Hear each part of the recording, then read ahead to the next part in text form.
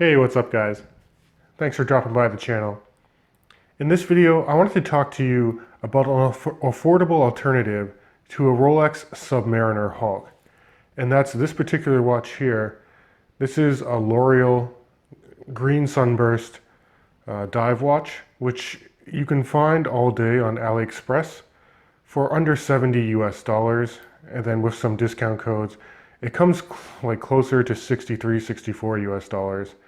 And for that price, it's got some pretty impressive specs. It's a 200-meter water-resistant dive watch with a screw-down crown. It has sapphire crystal on the front and an automatic seagull movement in the back. Now, in addition to that, when I got this particular watch, it was actually off of eBay from another local watch enthusiast, and he put it on not the stock bracelet, which had solid end links on it, but this is a nice Jubilee style bracelet, which was also purchased from AliExpress, and I'll throw the links to both of these, the bracelet and the watch, up so you guys can see exactly where to get them. But overall, you get a comprehensive package for a dive watch on a Jubilee bracelet for well under 100 US dollars. So I'll flip perspectives in a second, and I'll actually give you an in-depth review of this watch. I'll go over the dimensions, the specs, and then I'll discuss the pros and cons about what you're getting, considering that there's, a strong value proposition to be had here.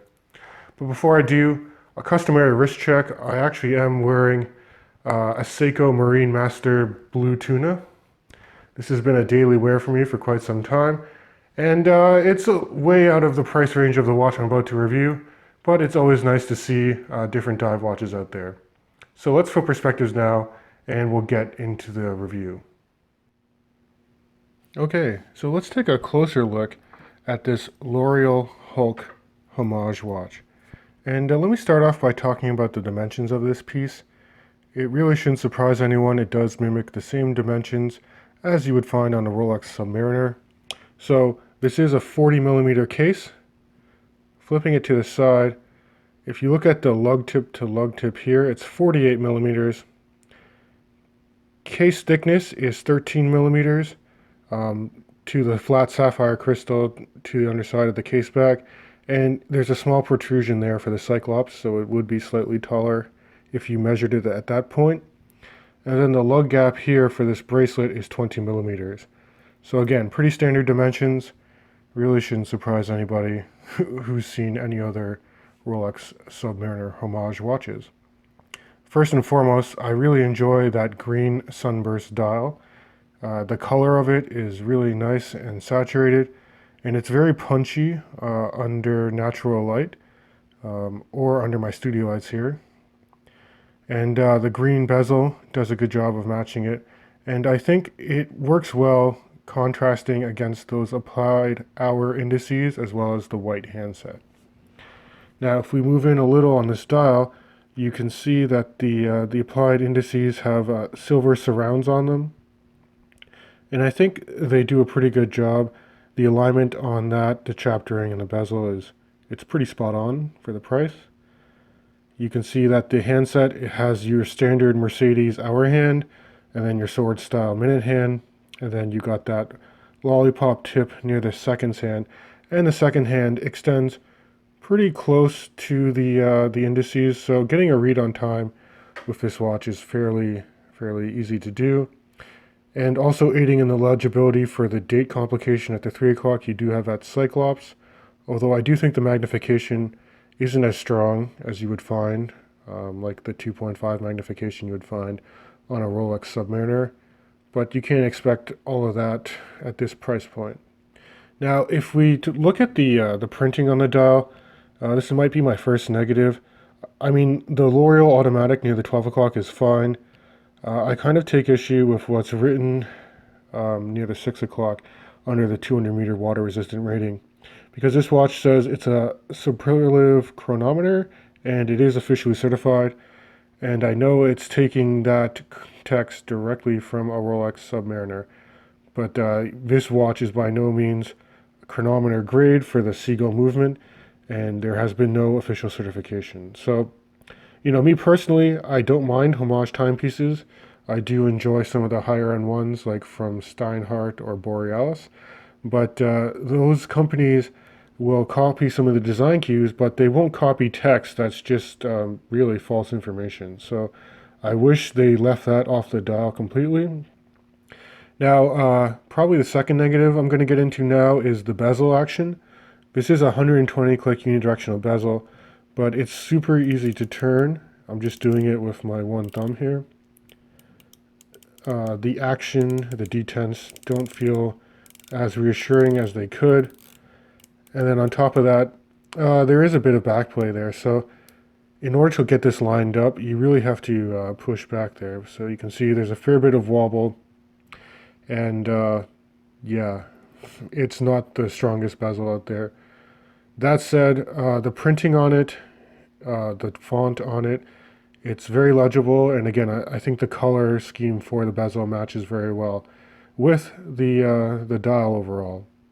And then the other kind of negative about the bezel is that the triangle there at the 12 isn't loomed, so you don't have any registration under low light conditions if you operate that bezel. The only lume on this watch are on the applied indices and handset of a dial.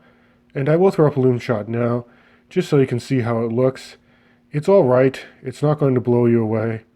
In my experience, another competing product would probably be in like an Invicta Pro Diver for the price you pay. And I'd say this is slightly better than an Invicta Pro Diver with respect to lume.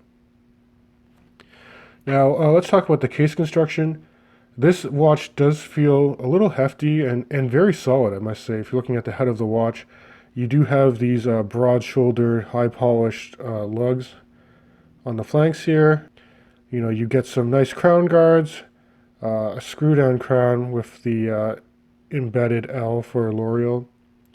And then if you look at the tops here, you can see the lugs transition into some horizontal brushwork here. And again, it just feels substantial. It feels fairly solid for what you get for the price. Now, this is a 200-meter water-resistant watch, is what is advertised. The screw-down crown does feel fairly reassuring. You do get a nice pop pushing it out. And I will say, with this movement, it's very quick to operate the quick date set function and then also to set the time. So if you pull it up to the first position, advancing the date is very quick. And then I will say, if you pull it all the way out to hack and stop the seconds hand, you know, it doesn't take a lot of manipulation to rapidly advance the time here. And if you look at the transition near midnight, you can see it completes it almost right at midnight there. So I'm actually fairly surprised and pleased with how strong the crown is. There's no wobble, and then even reseating it inspires confidence that this can actually withstand diving down to 200 meters.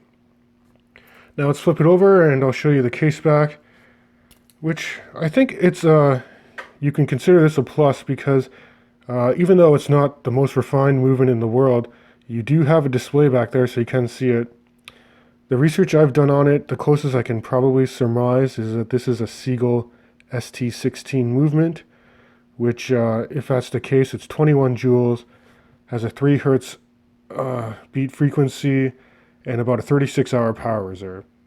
And you can see it does have that custom L'Oreal rotor there. But aside from that, the movement itself is pretty sterile. But you do get information on the case back too. It does indicate that it's automatic, has sapphire crystal. It does indicate the 200-meter depth rating, and that it's all stainless steel construction. Now again, at the start of this review, I mentioned that this watch has a stock oyster style bracelet, but I put it, or I guess the previous owner put it on this Jubilee bracelet. So let me pull out the original bracelet just so you can see what you get in the package.